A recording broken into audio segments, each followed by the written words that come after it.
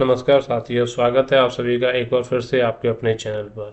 आज हम बात करेंगे यूडाइस पोर्टल पर छात्र डाटाबेस से संबंधित कुछ जरूरी नियम जो कि हर किसी भी प्रधानाध्यापक और इंचार्ज प्रधानाध्यापक को जानना जरूरी है। बात करते हैं सामान्य प्रोफाइल फील्ड नियम से। इनमें सबसे पहला है छात्र का नाम।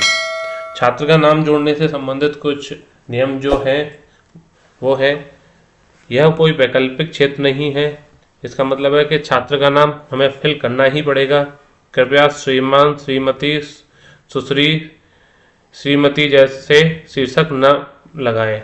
छात्र के नाम के सामने कुछ भी नहीं लगाना है, मिस्टर वगैरह कुछ नहीं लगाना है, आपको सिर्फ नाम डालना है। नाम की लंबाई 2 से 50 अक्षरों के बीच होनी चाहिए।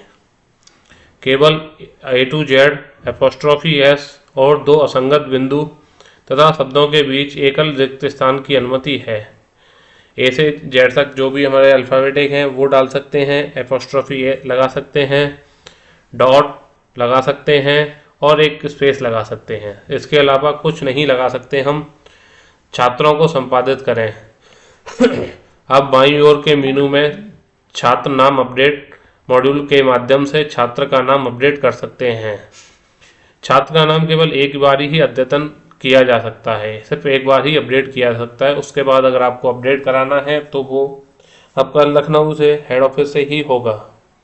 छात्र का नाम अद्यतन मॉड्यूल के उपलब्ध दिशा निर्देशों के अनुसार अद्यतन किया जा सकता है।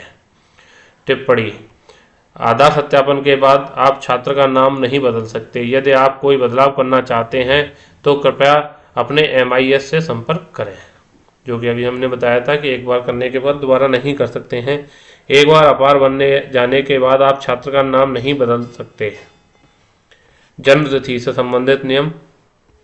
यह कोई वैकल्पिक क्षेत्र नहीं है, यह आपको कंपलसरी है बनना। जन्म तिथि DDMMYYY के रूप में होनी चाहिए। इसका मतलब है आपका दिन, DD का मतलब, YY का MM का मतलब है मंथ, 1 2 3 4 करके 12 तक। YY का मतलब है आपका साल। 4 डेट में होनी चाहिए। सत्र प्रारंभ तिथि को छात्र की आयु 2 वर्ष से कम नहीं होनी चाहिए। इसका मतलब है कि बच्चे की आयु किसी भी क्लास में 2 वर्ष से कम नहीं होनी चाहिए। छात्र की जन्म तिथि 1/1/1943 से पहले की नहीं होनी चाहिए। हाँ, इसका मतलब कि आपका बच्चा जो है 1943 से पहले अगर आप डालते हैं बाई मिस्टेक तो वो नहीं लेगा।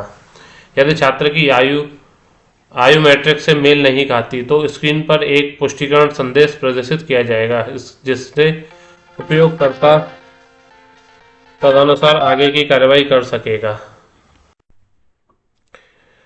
टिप्पणी: आधार सत्यापन के बाद आप छात्र की जन्मतिथि नहीं बदल सकते। यदि आप कोई बदलाव करना चाहते हैं तो कृपया MIS से संपर्क करें।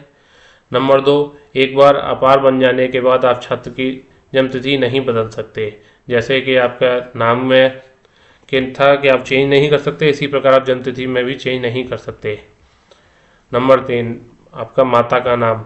यह कोई वैकल्पिक क्षेत्र नहीं है, यह भी आपको कंपलसरी है, भरना ही पड़ेगा। नाम की लंबाई 2 से 50 अक्षरों के बीच में होनी चाहिए। केवल अक्षर A to Z, alphabetic, apostrophe और डॉट तथा शब्दों के बीच एकल रिक्त स्थान की अनुमति मिलेगी आपको सिर्फ। पिता का नाम, यह भी कोई एक वैकल्पिक क्षेत्र नहीं है। नाम की लंबाई सेम 2 से 50 अक्षरों के बीच में होनी चाहिए। नाम लिखने में आपको सिर्फ अल्फ़ाबेट्स यूज करने हैं, एपोस्ट्रॉफी यूज कर सकते हैं, डॉट लगा सकते हैं और एकल स्पेस दे सकते हैं। एकल स्पेस का मतलब है एक बार स्पेस की बटन दबा सकते हैं, उससे ज़्यादा आप नहीं कर सकते। अभिभावक का नाम, यह एक वैकल्पिक क्षेत्र है। अगर कोई बच्चा अपने माता पिता से अलग रह रहा है, कहीं नानी, मामा, चाचा, ताऊ किसी के यहाँ पे, तो वहाँ पे हम अभिभावक का नाम लिख सकते हैं। इनके नाम की लंबाई भी 2 से 50 अक्षरों के बीच होनी चाहिए।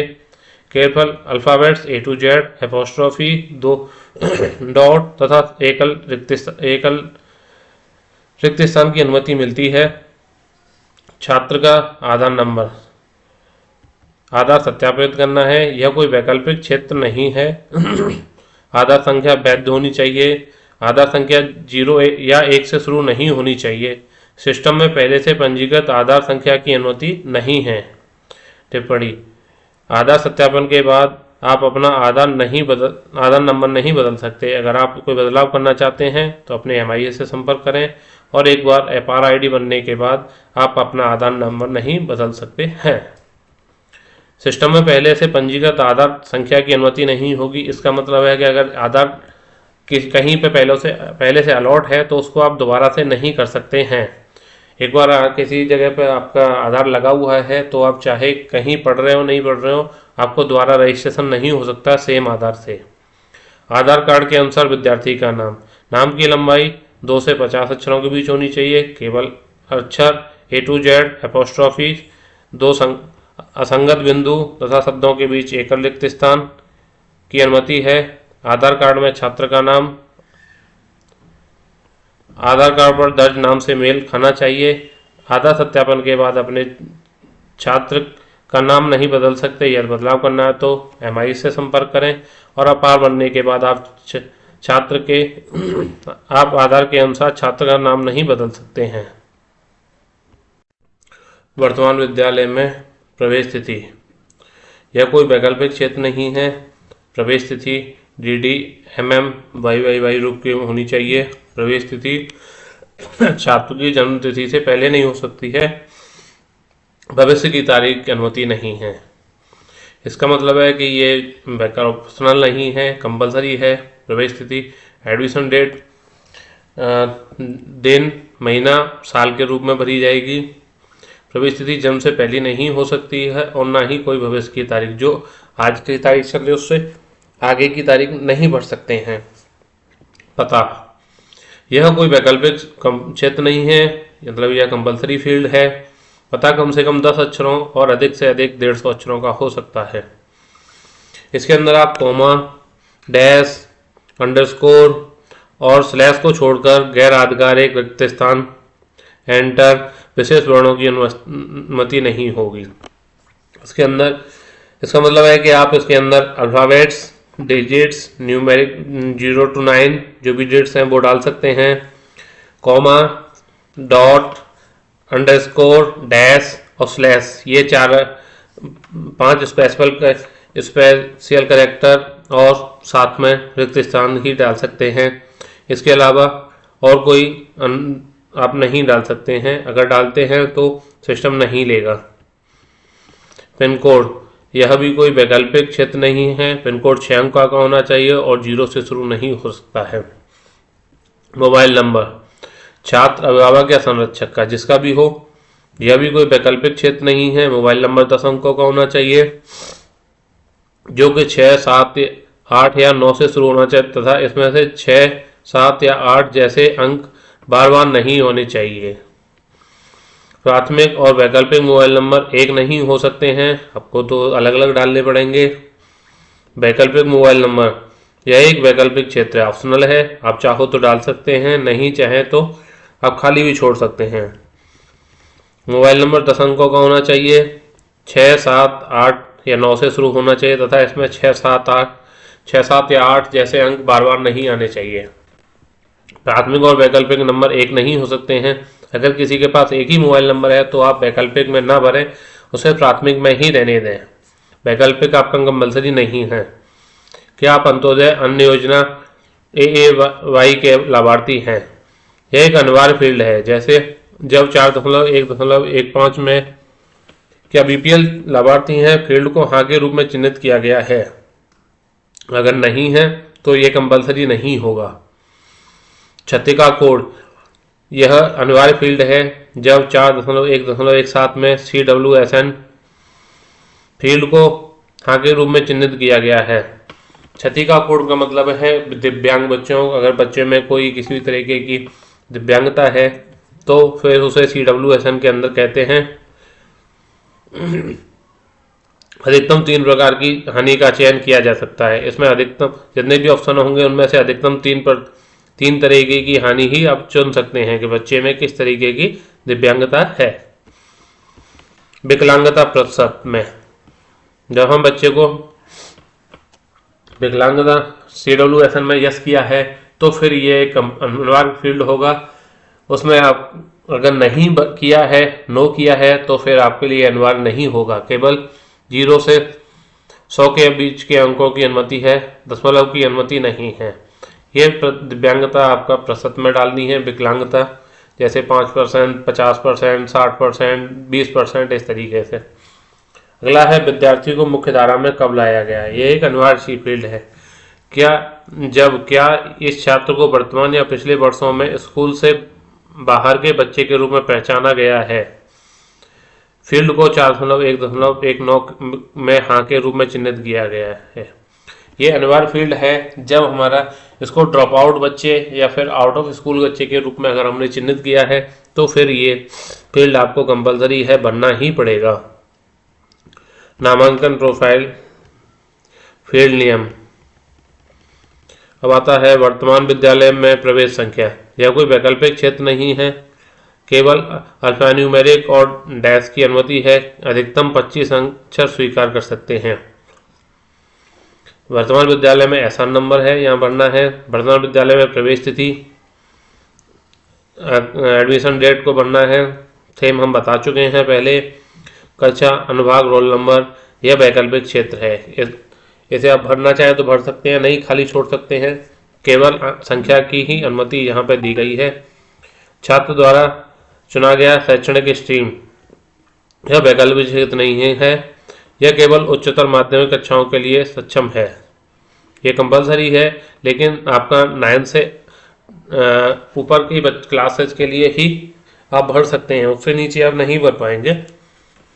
छात्र द्वारा अध्ययन किए गए समूह, विषय समूह, यह फील्ड केवल उच्च माध्यमिक विद्यालय कक्षाओं के लिए है। इस क्षेत्र में विकल्प अनुभाग 4.2.4 छात्र द्वारा चुने गए शैक्षणिक स्ट्रीम में चुने किए गए विषय चयन के आधार पर भरे जाएंगे। इसमें बच्चे ने जो स्ट्रीम लिया उसके अंदर कौन सी सब्जेक्ट्स ली हैं वो भरा जाएगा। स्कूली शिक्षा के पिछले शैक्षणिक वर्ष में छात्र की स्थिति, यह एक वैकल्पिक क्षेत्र है। प्री प्राइमरी से कक्षा 1 के विद्यार्थियों के लिए विकल्प होंगे, जैसे वर्तमान, इसी विद्यालय में अध्ययनरत, अन्य विद्यालय में अध्ययनरत, आंगनवाड़ी केंद्र 4 कहीं नहीं पढ़ रहे थे। कक्षा 1 से ऊपर की कक्षाओं के छात्रों के लिए उपलब्ध विकल्प होंगे, वर्तमान, उसी विद्यालय में अध्ययनरत, अन्य विद्यालय में अध्ययनरत और कहीं अध्ययनरत नहीं थे।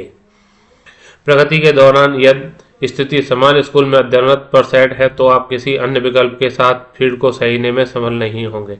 अगर इसी विद्यालय में आपने रिपीट दिखाया है बच्चे को कि लास्ट ईयर यहीं पढ़ रहा है, तो आप कोई और ऑप्शन नहीं चल सकते हैं। प्रगति के दौरान यदि स्थिति टीसी के साथ स्कूल छोड़ा, टीसी के बिना सेट पर आपने क्लिक किया है, तो सिस्टम